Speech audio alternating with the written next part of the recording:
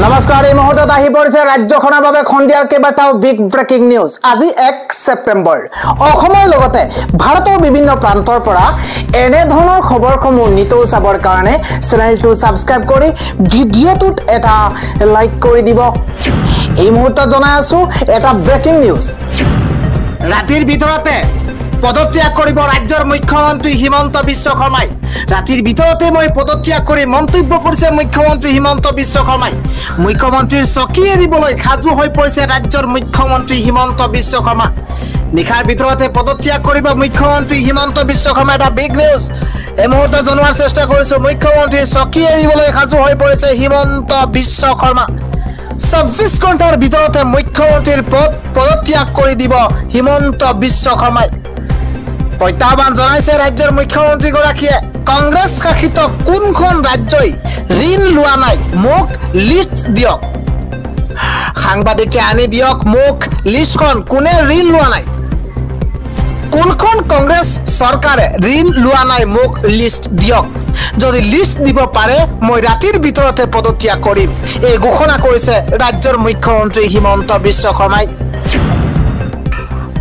পৰৱৰ্তী ডাঙৰ খবৰ, ৰাজীৱ ভৱন ঘেৰাও কৰি বিজেপিৰ উত্তাল প্ৰতিবাদ। উত্তপ্ত পৰিস্থিতিৰ সূচনা হৈছে আজিৰ দিনটোত।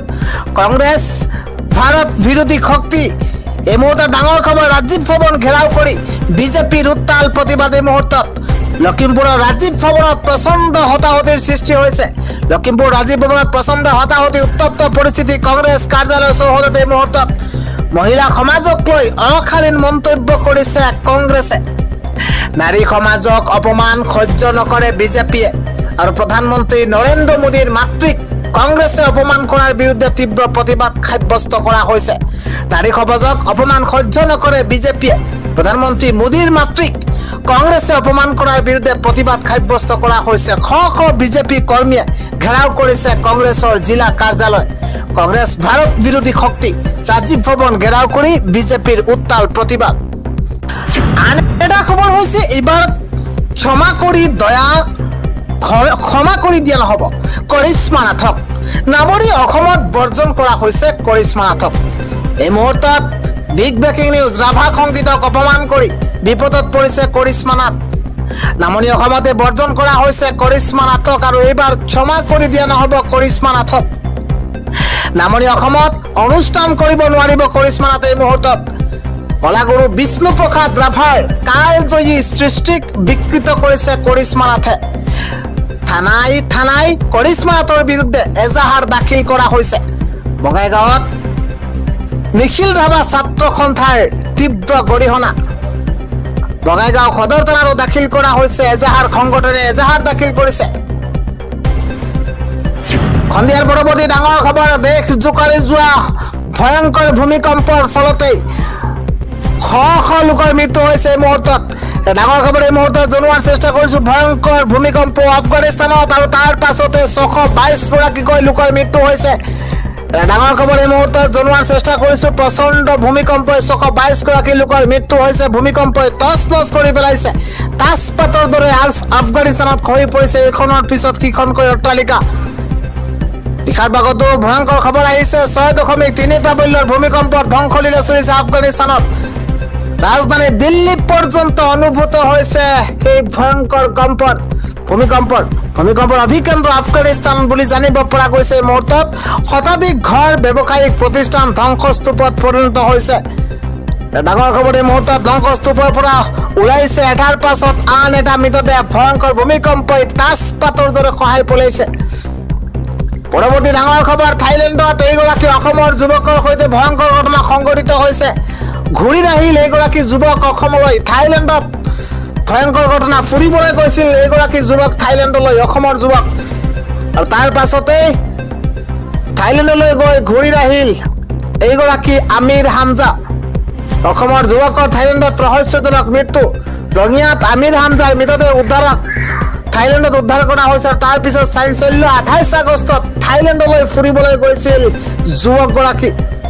থাইলেণ্ডৰ কাৰাবি দ্বীপৰ সমীপত উদ্ধাৰ কৰা হৈছে মৃতদেহ।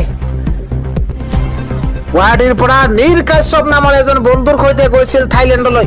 বন্ধুৱে পৰিয়ালক মৃত্যু হোৱাৰ বিষয়ে জনোৱাৰ পাছতে চৌদিশে হোৱা দোৱা লাগিছে।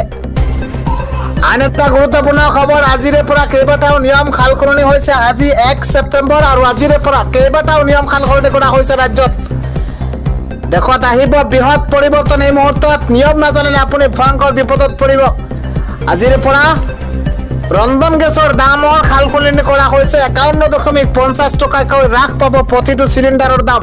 19 কেজি বাণিজ্যিক চিলিণ্ডাৰৰ দামৰ পৰিৱৰ্তন আহিছে। তেল বিপণন কোম্পানীয়ে হ্ৰাস কৰিছে দাম। চৰকাৰী কৰ্মচাৰীৰ বাবে ডাঙৰ খবৰ এই মুহূৰ্তত আছে।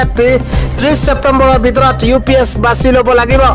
ইয়াৰ পূৰ্বে বাছি লোৱাৰ অন্তিম তাৰিখ আছিল 30 জুন। আধাৰ কাৰ্ড আপডেটৰ শেষ তাৰিখ হৈছে 14 ছেপ্টেম্বৰ। ডাঙৰ খবৰ এই মুহূৰ্তত। ইয়াৰ পাছত আপডেট কৰিলে দিব লাগিব আপুনি মাচুল। আজিৰে পৰা গহনা ক্ৰয়তো নতুন নিয়ম আহি পৰিছে।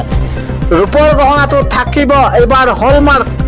দেশত আহিব বৃহৎ পৰিৱৰ্তন। আন এটা ডাঙৰ খবৰ, আমেৰিকাৰ বুকু কঁপাইছে প্ৰধানমন্ত্ৰী নৰেন্দ্ৰ মোদীয়ে। 3খনকৈ শক্তিশালী ৰাষ্ট্ৰৰ এবাৰ মহামিলন।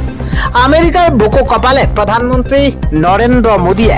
3খনকৈ শক্তিশালী ৰাষ্ট্ৰৰ মহামিলন। একত্ৰিত হ'ল ভাৰত, ৰাছিয়া, চীন। জিনপিং পুটিনৰ সৈতে হাই ভোল্টেজ বৈঠক এবাৰ প্ৰধানমন্ত্ৰী নৰেন্দ্ৰ মোদীৰ চীন ভ্ৰমণক লৈ বিশ্বজুৰি চৰ্চা অব্যাহত আছে। আজি পুটিনৰ সৈতে গুৰুত্বপূৰ্ণ বৈঠকত মিলিত হৈছে প্ৰধানমন্ত্ৰী নৰেন্দ্ৰ মোদী।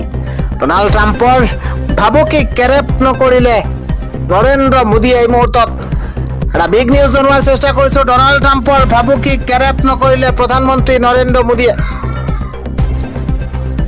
ভাৰতৰ ওপৰত আমেৰিকাই আৰোপ কৰিছে অতিৰিক্ত শুল্ক আৰু ইয়াৰ পাছতে কঠোৰ হৈ পৰিছে প্ৰধানমন্ত্ৰী নৰেন্দ্ৰ মোদী।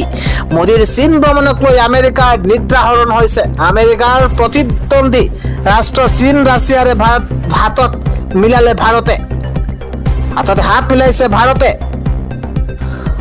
আন এটা ডাঙৰ খবৰ, চৰকাৰে দিয়া মহিলাক 10,000 টকা অভাৱত খৰচ নকৰিব। এই ৱাৰ্নিং দিছে ৰাজ্যৰ মুখ্যমন্ত্ৰী হিমন্ত বিশ্ব শৰ্মাই। চৰকাৰে দিয়া 10,000 টকা ফাল্টু কামত খৰচ নকৰিব। মহিলাসকলে হাজাৰ মহিলাক এইবাৰ শেষ সকিয়নি ৱাৰ্নিং দিছে ৰাজ্যৰ মুখ্যমন্ত্ৰী হিমন্ত বিশ্ব শৰ্মাই। 10,000 টকা অভাৱত খৰচ নকৰিব। চৰকাৰে দিয়া 10,000 টকা ভাল কামত খৰচ কৰিব। 10,000 টকা স্বামীৰ ব্যৱসায়ত খৰচ কৰক। ডাঙৰ খবৰ, ঘৰে ঘৰে চাবলৈ যাব চৰকাৰী বিষয়া। ইয়াৰ পাছত 25,000 টকা দিয়া হ'ব। আকৌ ভাল কাম কৰিলে 50,000 টকাও দিয়া হ'ব। এই কথা ঘোষণা কৰিছে ৰাজ্যৰ মুখ্যমন্ত্ৰী হিমন্ত বিশ্ব শৰ্মাই। পৰৱৰ্তী গুৰুত্বপূৰ্ণ খবৰ, ডি ভোটাৰ থকা সকলো মানুহ ভাৰতীয়। বিজেপি থকালৈকে কোনো হিন্দু বঙালীক হাৰাশাস্তি কৰিব নোৱাৰিব। ডি ভোটাৰ থকা সকলো মানুহ ভাৰতীয়। ডি ভোটাৰক লৈ ডাঙৰ মন্তব্য কৰিছে মন্ত্ৰী ৰঞ্জিত কুমাৰ দাসে। পূৰ্বে ডি ভোটাৰৰ সংখ্যা যিমান আছিল এতিয়া সেয়া নগণ্য। মন্তব্য কৰিছে মন্ত্ৰী ৰঞ্জিত কুমাৰ দাসে। পূৰ্বে ডি ভোটাৰৰ সংখ্যা যিমান আছিল এতিয়া সেয়া নগণ্য বুলি মন্তব্য। ডি ভোটাৰ থকা মানুহক আৰু হাৰাশাস্তিৰ সন্মুখীন হ'ব নালাগে। হাৰাশাস্তি নহয়, কিবা কাৰণত সেইসকল মানুহৰ কাগজ পত্ৰ নাথাকিবও পাৰে। বহু মানুহে সমস্যা থকাৰ বাবে কাগজ পত্ৰ দিব পৰা নাই। 2014 চনৰ 31 ডিচেম্বৰৰ আগত অহা সকলোকে সুৰক্ষা দিয়া হ'ব। বিজেপি চৰকাৰৰ দিনত কোনো হিন্দু বাঙালীক হাৰাশাস্তি দিয়া নাই। বিজেপি থকালৈকে কোনো হিন্দু বাঙালীক হাৰাশাস্তি কৰিব নোৱাৰিব।